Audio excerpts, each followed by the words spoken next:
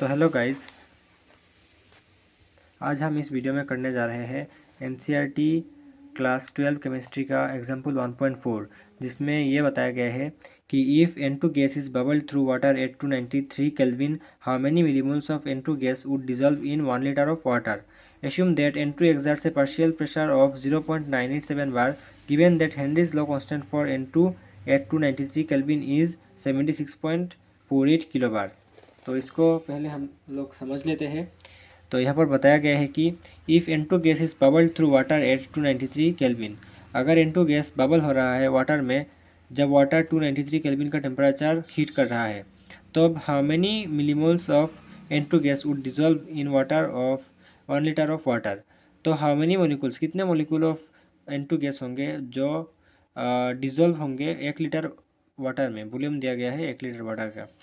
एश्यूम that N2 exerts से partial pressure of 0.987 बार, और N2 का जो पार्शियल प्रेशर है वो दिया गया है 0.987 बार. एक सेकेंड, ये हाँ ठीक है 0.987 बार.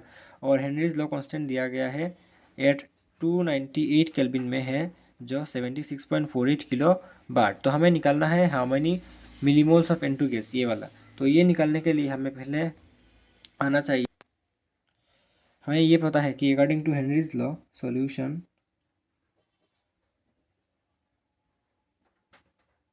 according to Henry's law, partial pressure of nitrogen मतलब Pn2 is equal to KH dot XN2. यहाँ पर KH है हेनरीज लॉ कांस्टेंट,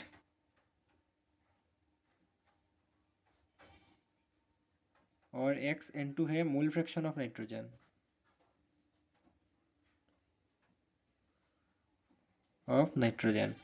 तो KH दिया गया है, हमें कितना दिया गया है, KH दिया गया है 76.48 हेनरीज लॉ कांस्टेंट. हम लिख लेते हैं KH is equal to 76.48 as given kilo bar, और Pn2 दिया गया है 0.987 बार. Pn2 दिया गया है 0.987 बार. तो हमें क्या करना है इसको निकालने के लिए, हमें पहले मोल फ्रैक्शन निकालना है नाइट्रोजन का, और देन मोल फ्रैक्शन का जो फॉर्मूला है वो यूज़ करके हम लोग नंबर ऑफ मोल्स नाइट्रोजन का निकाल लेंगे, बाद में उसको मिनीमोल में कन्वर्ट कर देंगे. तो पहले मोल फ्रैक्शन निकालना है. तो XN2 means mole fraction of N2 is equal to क्या है Pn2 बाई KH, ये आपको पता ही होगा शायद. Pn2 दिया गया है 0.987 बार, और XN2 जो है वो किलो बार में है, सॉरी KH जो है वो किलो बार में है. तो किलो बार को हम बार में कन्वर्ट कर देंगे 1000 से मल्टीप्लाई करके, क्योंकि 1 kilogram is equal to 1000 gram, means 1 kilo bar is equal to 1000, 1 bar is equal to 1 kilo bar is equal to 1000 बार.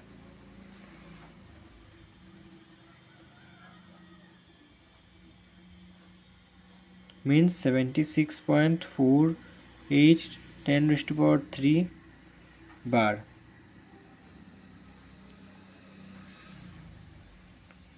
तो ये इतना हमारा हो गया.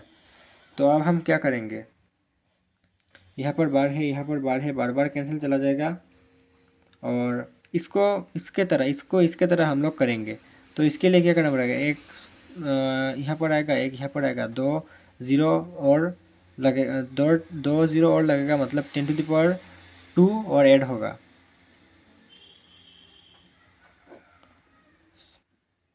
0.7648 इंटू 10⁻³ इंटू 10⁻², और ये जब कैंसिल होगा तो हो जाएगा 1.290, और ये जब ऊपर चला जाएगा तब होगा माइनस में, मतलब 10⁻⁵. तो हमें मोल फ्रैक्शन मिल गया.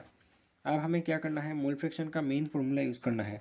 तो वो क्या है, x of any element is equal to number of moles of that element divided by total number of moles of that element plus the other element total number of moles, means XN2 is equal to number of moles of nitrogen divided by total number of moles of nitrogen plus total number of moles of H2. H2 means water, means ये होगा NN2 by NN2 plus NH2O, यहाँ पर लिखा है। तो अब हमें NH2 निकालना है। NH2 is equal to actual mass of H2O by molar mass of H2O।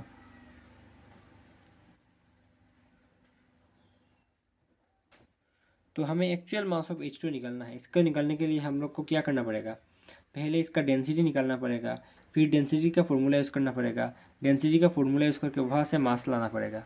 तो चलिए करते हैं। पहले हमें दिया गया है कि वॉल्यूम ऑफ वाटर कितना दिया गया है, V is equal to 1 litre means 1000 millilitre. Density of water आप लोग को याद रहना चाहिए, डेंसिटी ऑफ वाटर है 1 ग्राम पर मिलीलीटर, और डेंसिटी का जो फॉर्मूला है वो है मास बाई वॉल्यूम। तो मास क्या हो जाएगा, मास ऑफ वाटर हो जाएगा डेंसिटी, क्रॉस मल्टीप्लाई करेंगे डेंसिटी इंटू वॉल्यूम। अब जब हम इसको क्रॉस मल्टीप्लाई करेंगे तो डेंसिटी क्या हो जाएगा, ग्राम पर मिलीलीटर इंटू 1000 मिलीलीटर। तो फाइनली ये आंसर आ जाएगा, मिलीलीटर कैंसिल हो जाएगा, ये नीचे है 1000 ग्राम हो जाएगा mass of actual mass of water. और मोलर मास ऑफ वाटर तो हमें पता ही होगा कैसे निकालना है, molar mass of water H2 is equal to 1 into 2 plus 16 means 18 gram per mole. तो अब हम NH2 निकालेंगे। एक्चुअल मास ऑफ वाटर कितना है, निकला 1000 ग्राम, और मोलर मास निकला 18 ग्राम पर मोल। तो यहाँ पर क्या होगा, ग्राम ग्राम कैंसिल चला जाएगा, यहाँ पर मोल इन्वर्स पे है, ऊपर जाके क्या हो जाएगा, मोल प्लस पे हो जाएगा, और ये जब कैंसिल होगा तब आ जाएगा 55.55 मोल। अब हमें XN2 निकालने में बहुत ही आसान होगा, क्योंकि XN2 इक्वल टू क्या है, NN2 by NN2 plus NH2। यहाँ पर एक प्रॉब्लम है, क्योंकि XN2 जो है इसका वैल्यू मतलब बहुत ही छोटा है। जैसे कि आप लोग देख सकते हैं XN2 का जो वैल्यू है यहाँ पर 1.290 इंटू 10⁻⁻5, और ये NN2 पे यूज़ होगा। तब हम क्या करेंगे, क्योंकि ये बहुत ही छोटा है तो इसको नेगलेक्ट कर देंगे डिनोमिनेटर पे। तो यहाँ पर लिख देते हैं एज मोल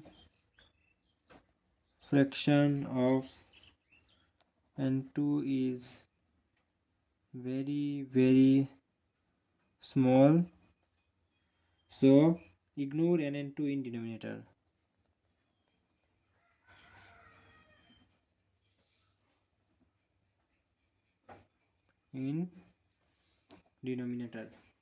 अब हम इसको करेंगे, ये क्या है 1.290 into 10⁻⁻5 is equal to NN2 by NH2O, means 1.290 into 10⁻⁻5 is equal to NN2 by 55.55।